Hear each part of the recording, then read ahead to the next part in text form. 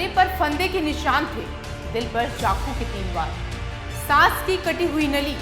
ऐसी थी सौरभ की दर्दनाक मौत। सौरभ का गुनाह इतना था कि वो मुस्कान को दिलो जान से चाहता था। बदले में उसे जो मिला वो रोंगटे खड़े कर देने वाला था। जिस दिल में भरी थी मोहब्बत, पहले बार में मुस्कान ने दिया चीर वो दिल। सौरभ के दिल पर चाकू के 3 वार, चाकू से अलग किया धड़।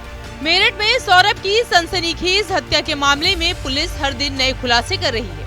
कई दिनों बाद सौरभ की पोस्टमार्टम रिपोर्ट आई।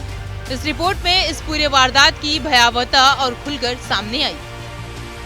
सौरभ की पोस्टमार्टम रिपोर्ट। पहला वार सौरभ के दिल पर चाकू के 3 बड़े वार, दोनों हाथों की हथेलियां काटी गईं, कानों के नीचे गहरे जख्म पाए गए, शरीर पर चोट के कई निशान।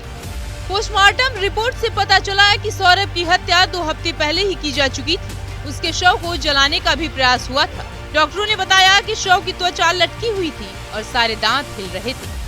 मेरठ के सीएमओ डॉक्टर अशोक कटारिया ने बताया कि उन्होंने अपने 30 साल की करियर में ऐसा केस नहीं देखा। सौरभ का मामला अपने आप में अनोखा और बेहद खौफनाक था।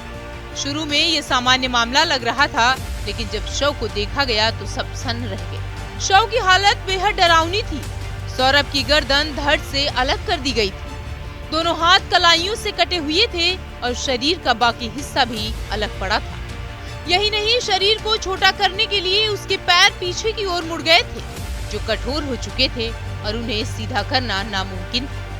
सबसे ज्यादा चौंकाने वाली बात ये थी कि दिल पर चाकू के इतने गहरे वार किए गए थे कि वे अंदर तक चले गए थे। इससे साफ था कि वार बहुत ताकत से किए गए थे। करीब 1.5 घंटे तक पोस्टमार्टम चला, जिसके बाद शव को परिजनों को सौंप दिया गया। सौरभ की पोस्टमार्टम रिपोर्ट की डिटेल सामने आई। रिपोर्ट के मुताबिक सौरभ की मौत 2 से 3 हफ्ते पहले हुई। मौत की वजह में ये लाइनें लिखी हुई थी: cause of death is shock and hemorrhage as a result of antmortem injuries, which is sufficient to cause death in ordinary course of nature. इसका मतलब है कि मृत्यु का कारण मृत्यु से पूर्व चोटों के परिणाम स्वरूप हुआ आघात और रक्तस्राव है, जो प्रकृति के सामान्य क्रम में मृत्यु का कारण बनने के लिए पर्याप्त है। सौरभ हत्याकांड में आरोपी मुस्कान और उसका प्रेमी साहिल जेल में बंद है। अदालत में ये पोस्टमार्टम रिपोर्ट उनका अपराध साबित करने के लिए बेहद अहम है। इस बीच जेल में बंद मुस्कान और साहिल अपनी सजा का इंतजार कर रहे हैं। अन्य बंदियों की तरह उनकी भी दिनचर्या चल रही। प्रारंभ में खाने पीने से नानुकुर किया था, कुछ समस्याएं उनको प्रतीत हो रही थी, लेकिन समझा दिया गया तो उन्होंने खाना प्रारंभ कर दिया। उनको नशे की आदत थी, तो डॉक्टर से स्वास्थ्य परीक्षण कराया तो उसमें विड्रॉल सिम्टम्स आए, उसकी दवाई प्रारंभ कर दी गई है।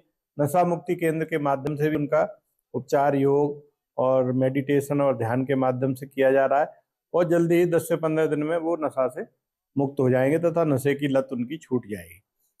कल मुस्कान ने मेरे समक्ष उपस्थित होने के लिए अनुरोध किया था, तो मैंने उसको बुलाया। उसका कहना यह है कि उसके केस लड़ने के लिए कोई सरकारी वकील नहीं है, तो सरकारी वकील चाहिए, निजी वकील नहीं है। घर वाले उसका वकील नहीं करेंगे क्योंकि वो नाराज है। तो ये बंदी का अधिकार होता है कि जब भी यदि बंदी डिमांड करता है किसी सरकारी वकील की, तो हम जिला विधिक सेवा प्राधिकरण के माध्यम से और न्यायालय के माध्यम से उसको वकील उपलब्ध कराते हैं।